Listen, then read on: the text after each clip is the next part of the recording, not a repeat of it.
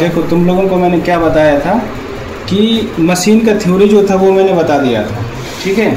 और उसके बाद मशीन में कैसे कैसे पैरामीटर फिट करते हैं तुम लोगों को मेनू था, मेनू पे मैंने बताया था क्या क्या, दोनों मशीन मैंने ये वाले में बताया था, ये सब में बताया था जी सर। तो अभी जो मैं बताऊंगा फिर से दोबारा बता रहा हूँ, मतलब दोबारा का मतलब फिर से मैं रिपीट कर रहा हूँ, ठीक है।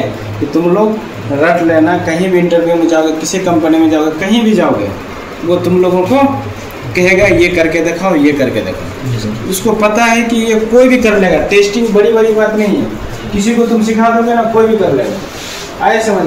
बट ये जो मेन पॉइंट है ये तुम हर कोई तुमको नहीं बताएगा पड़ेगा, तो तुमको मैं स्टेप बाय स्टेप बताता हूँ। ये जॉब टेस्टिंग करने से पहले तुमको क्या क्या करना पड़ेगा। ये नहीं कि तुमने सर मशीन लेके आया और हमारा मशीन कैलिब्रेटेड है पहले से हो गया, तो मैंने तुमको बताया था 2 टाइप का कैलिब्रेशन होता है, फिर से बता रहा हूँ। एक कैलिब्रेशन क्या होता है, जो कैलिब्रेशन करने वाली कंपनी होती है वो परमानेंट इसको कैलिब्रेट करते हैं, जिसको हम लोग अपडेट बोलते हैं। तो कुछ क्या होता है इसके अंदर एरर आता है, जैसे मोबाइल में तुम्हारा कुछ नेटवर्क नहीं है, कुछ एरर आ जाता है, तो उसको क्या करता है वो रिफ्रेश कर देता है, अच्छे से न्यू मोड में कर देता है। तो ये हम एक तो वहाँ से करवाते हैं जो परमानेंट होता है, और एक जो हम लोग करते हैं उसको बोलते हैं वेरिफिकेशन। हम लोग उसको कैलिब्रेशन नहीं करते, उसको बोलते हैं एक्चुअली में वेरिफिकेशन, बट आम बोल चाल में हम लोग उसको नाम दे दिए कैलिब्रेशन, ठीक है। तो कैलिब्रेशन वाला वर्ड अगर हम यूज़ करें तो थोड़ा सा समझ जाना कि क्या हम कर रहे हैं। कोई क्वेश्चन नहीं कर सकता भाई आप कैलिब्रेट कैसे कर सकते हो, आपके पास ऑथराइजेशन नहीं है, तो आप घबराना नहीं, ये वही बात कह रहा है परमानेंट वाला, ठीक है। तो परमानेंट हम लोग कैलिब्रेट करवाते हैं, या कोई भी इक्विपमेंट होता है तो कैलिब्रेशन वाली संस्थान जो होती है वही कैलिब्रेट करती है, ठीक है। तो हम लोग क्या करते हैं, देखते हैं कहीं जॉब चेक करने के लिए आप सबसे पहले ये नहीं कि प्रोब उठाए और गए जॉब चेक कर लिए, ऐसा बिल्कुल नहीं होता है, बात ध्यान रखना है। आप जितनी बार केबल को हटाए, प्रोब को डिस्टर्ब किए, प्रोब से निकाल के दूसरा प्रोब चेंजिंग किए हो, केबल को चेंजिंग किए हो, मशीन को ऑन ऑफ किए हो, आए समझ में। तो तुम्हें क्या करना है कि उतनी बार आपको कम से कम एक बार वेरिफिकेशन करना है कि हमारा जो रीडिंग था, हमारा मशीन एक इनिशियल पॉइंट पे जो रखे थे, जिसको बोलते हैं हम लोग रेफरेंस पॉइंट पे, वो तुम्हारा सेट है या नहीं, क्योंकि ये गड़बड़ हो जाता है पैरामीटर कुछ ना कुछ, तो आपको रेफरेंस का सेट करना होता है। समझ में आया, भूलना मत, बता रहा हूँ। टेस्टिंग बहुत बड़ी बात नहीं है, ये सब तुमको बहुत बड़ी बात होती है। तो हमने तुमको क्या किया, पूरा पैरामीटर जो भी था वो फिट करना बता दिया, अब तुम लोग हो गए टेंशन फ्री।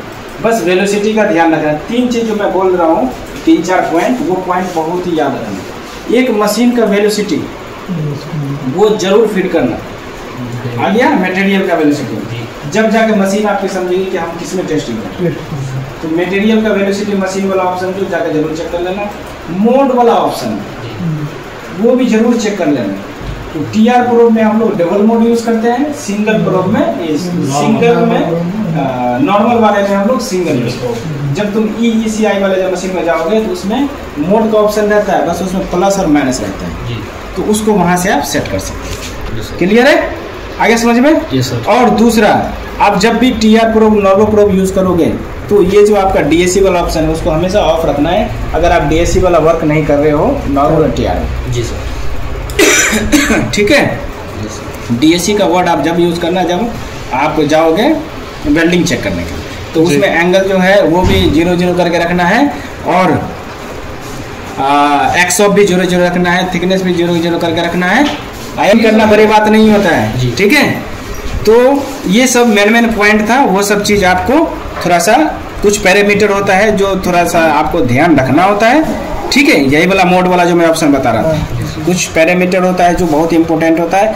ये नहीं कि मैंने आपको ये जो बताया है मोटसोनिक का 2nd TFT मशीन है, तो अपने पास ये वाली भी मशीन है, मोटसोनिक की होती है अर्जुन 30 मशीन है, तो अपने पास नंबर ऑफ इक्विपमेंट है, मशीन है, बहुत सारे मॉडल भी है।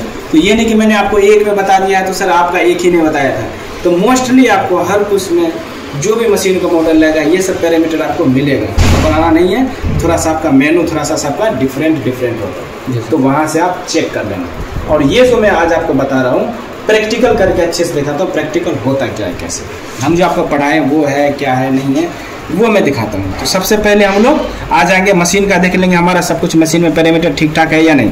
और अभी जो मैं कैलिब्रेशन बताऊंगा जिसको बोलते हैं वेरिफिकेशन, तो टीआर प्रोब में जो कर रहे हैं नॉर्मल प्रोब में भी करते हैं, तो सेम क्या होता है, एजेटिक सेम ही होता है, कुछ डिफरेंट, कुछ मोड चेंजिंग होता है, ठीक है, कुछ प्रोब चेंजिंग होता है, केबल चेंजिंग होता है, वो सब आप हटा सकते हो, चेक कर सकते हो।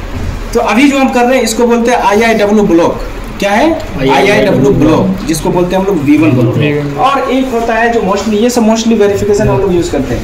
एक होता है इसी का छोटा सा, इसको बोलते हैं हम V2 ब्लॉक। ये भी IIW का ही है, ये बोलता है V2 ब्लॉक बोलते हैं। तो दोनों में से आपके पास जो कंफर्ट है वो यूज़ करते हैं। इसमें उतने फंक्शन अवेलेबल नहीं होता है। ये वाले में जो V1 ब्लॉक है, इसमें बहुत सारे फंक्शन पैरामीटर अवेलेबल हो सकता है और होता है। ठीक है, तो आप जब भी यूज़ करो ज़्यादातर आप कोशिश करो कि आपके पास V1 ब्लॉक अवेलेबल। इस मटेरियल को बोलते हैं परपैक्स। इसका वेलोसिटी अलग होता है और ये जो हमारा स्टील का है इसका वेलोसिटी अलग होता है। तो अभी हम मशीन के अंदर क्या है कि वेलोसिटी जो डाल रहे हैं वो स्टील का है। तो हम देखेंगे रेंज कैलिब्रेशन सबसे पहले करके, स्टेप बाय स्टेप बताता हूँ। ठीक है, अब हम इस पे लगाएंगे। सबसे पहले आप कभी भी करोगे क्या करना है, सबसे पहले मशीन का क्या करना है, रेंज सेट कैलिब्रेशन करना है। क्लियर है? इस पे थोड़ा कपलेंट लगा लेते हैं। कपलेंट का जगह पे आप कुछ भी यूज कर सकते हो, ग्रीस यूज कर सकते हो, ऑयल यूज कर सकते हो, वाटर यूज कर सकते हो, स्टैंडर्ड आपका कपलेंट आता है वो भी यूज कर सकते हो। जो आपको इसको दबाना नहीं है, आपको पकड़ने का स्टाइल में बता दो तो 2 इधर रखो, 1 इधर रखो, या ये वाला भी उंगल आप उसको यूज करो। ज्यादा दबाने का जरूरत है, नॉर्मली आप रखोगे वो स्कैन होगा। जिस एरिया में स्कैन करना है उस एरिया में प्रॉपर ग्रीसिंग करना है प्रॉपर, कि अच्छे से हमारा साउंड पेनिट्रेशन हो पाए। क्लियर है? तो मैंने आपको क्या बताया, TR प्रोब में नारो प्रोब जब भी आप यूज करोगे तो SP और SD को ध्यान नहीं देना है। इसका क्या वैल्यू, इसका वैल्यू कब ध्यान देना है, जब वेल्डिंग वेल्डिंग आप चेक करोगे उसमें बताएंगे कि ये है क्या। ये SP बीम पाथ हो जाता है, ये सरफेस डिस्टेंस हो जाता है। हम TR प्रोब में ज्यादातर डेप्थ देखते हैं क्योंकि इसमें लॉन्गिट्यूडनल साउंड जा रहा है तो डेप्थ में जा रहा है, वो भी डिफेक्ट आएगा तो हमको यहाँ दिखेगा। तो हम लोग सबसे पहले टाइम बेस रेंज कैलिब्रेशन करते हैं। ओके, चलो स्टार्ट करते हैं। तो हमको क्या करना है, इको को कोशिश करना है 80% के प्लस रखना है। ठीक है, फर्स्ट टाइम।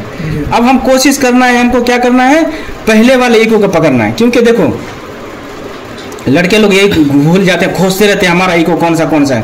ये मशीन के अंदर बहुत सारे इको इधर शिफ्ट है, इधर शिफ्ट है, इधर शिफ्ट है। हम क्या करते हैं कि एक जगह हम उसको लाना चाहते हैं। कहाँ पे लाना चाहते हैं, जहाँ पर हम इसको देखना चाहते हैं। तो किसका हेल्प लेंगे, रेंज का। रेंज मैंने आपको बताया था कि क्या करना है, 3 थिकनेस का 3 कर लो या 3.5 कर लो या 4 कर लो, जो बेटर है आपको वो अपने अकॉर्डिंग टू थिकनेस के अकॉर्डिंग टू कर सकते हैं। एक कॉमन मैंने फंडा बताया। ठीक है, अब स्टील में कर रहे हैं 5920, हम लॉन्गिट्यूडनल में कर रहे हैं तो मैंने डाल दिया। अब हम पकड़ते हैं फर्स्ट इको, मैंने आपको बताया था 4 इको पकड़ना है। रेंज हमने 100 रखा तो 25-25 का इको आएगा मेरा। तो आपको यहाँ पे समझ नहीं आ रहा किधर किधर, देखो किसी ने आपका छेड़ दिया होगा, कुछ किया होगा, तो सबसे पहले आपको क्या करना है, 0 कर लो, पूरा न्यूट्रल कर लो मशीन को। ये बहुत अच्छा फंडा मैं बता जाओ, जब इंटरव्यू में आप लोग जाओगे ना तो जो आपका इंटरव्यू लेने वाला होगा पूरा सेटिंग गड़बड़ कर देगा। प्लस हो रहा है। ठीक है, तो इसको माइनस कर लेते हैं। तो आपको क्या करेगा इंटरव्यू वाला, ये सबको चेंजिंग कर देगा। ये मैंने आपको बताया था, ये हॉट की होता है और जिससे फास्ट करना है उसको आप प्रेस करके रखोगे तो ये फास्ट बजने तो 1 2 3 4 होगा। जैसे हॉट की का हेल्प लोगे आप तो बहुत ही फास्ट में वो कर लेगा। माइनस हो रहा है ना जी। आगे समझ में। तो सबसे पहले मैंने आपको क्या बताया कि आप इसको न्यूट्रल करो, 0 का मतलब पूरे मशीन आपका न्यूट्रल में हो गया। अब फिर से आप खोजना स्टार्ट करो कि कहाँ से, हमेशा ये वाला पॉइंट याद रखना। ये वैल्यू क्या आ रहा है वो डिपेंड नहीं करता। ये वैल्यू किसी मशीन में देखोगे ना, ये कितना 3-3 हज़ार गया है, ये देखो कितना तक जाएगा। ये देखो 4 और 5 के पास है। ये कितने पे आ रहा है, 4-5 के आसपास 12 के पास आ रहा है। तो सबका मशीन पे डिपेंड नहीं करता वैल्यू। इसलिए मैं बोलता हूँ थोड़ा सा वो करवा दो, कोई बात नहीं, छोड़ो। ठीक है, मैं दिखाया कि आपका मशीन के वैल्यू पे डिपेंड नहीं करता है। डिपेंड किस पे करता है, आपका ई को क्या चाहिए, कहाँ चाहिए, उस पर डिपेंड करता है। ठीक है, तो हमने अभी क्या करते हैं, पूरा न्यूट्रल कर दिया। अब हम पकड़ते हैं फर्स्ट ई को, हमारा क्लियर है। फर्स्ट ई को हम पकड़ते हैं किधर है, उसी को हम सेट कर लेंगे। एक रेफरेंस ई को हम अपना मान लेंगे। ये जो V1 ब्लॉक है इसका थिकनेस है 25 mm, तो हम इसी का रेफरेंस ले रहे हैं, इसीलिए 25 सेट कर रहे हैं, थिकनेस को खोज रहे हैं। आगे समझ में। आप लोग कंफ्यूज मत करना कि सर 25 क्यों लेके आ रहे हैं। क्लियर है। अगर ये V2 ब्लॉक लोगे तो इसका 12.5 होता है, तो इसका 12.5 आप सेट कर सकते हैं। ठीक है, तो हम इसको लेते हैं, सर्च करते हैं कि भाई हमारा फर्स्ट ईगो कहाँ है। ठीक है जी सर। इसका क्या वैल्यू आ रहा है, 2000 3000 0 का वैल्यू आता है तो छोड़ देना। और हमेशा याद रखना 0 का हेल्प आप सिर्फ वेरिफिकेशन के टाइम में, कैलिब्रेशन के टाइम में करना है, मैनुअली सेट करने के लिए। अदरवाइज उसको कुछ भी चेंजिंग नहीं करना। अगर आपने चेंजिंग, देखो ये वाला इको आ रहा है तो थोड़ा सा अच्छे से नहीं लग रहा है, ये डेड जोन वाला लग रहा है, तो इसको हम जाने देंगे। ठीक है, जाने देंगे। आपका जब भी कोई इको आएगा तो रेंडमली आएगा, इस तरह का आएगा, तो आप पकड़ सकते हो कि हाँ जी हमारा यही लग रहा है। देखो ये आ गया, अभी देखो ये भी तीसरा भी को आ गया, तो इसका मतलब ये जो जनाब आ रहे हैं यही वाले हैं, ठीक है जी। देखो आ गया जी। तो हम इसी को कोशिश करते हैं सेट करने के लिए। क्लियर है? यही वाला इको होता है। ये वाला एरिया में जो इको सब आता रहता है जब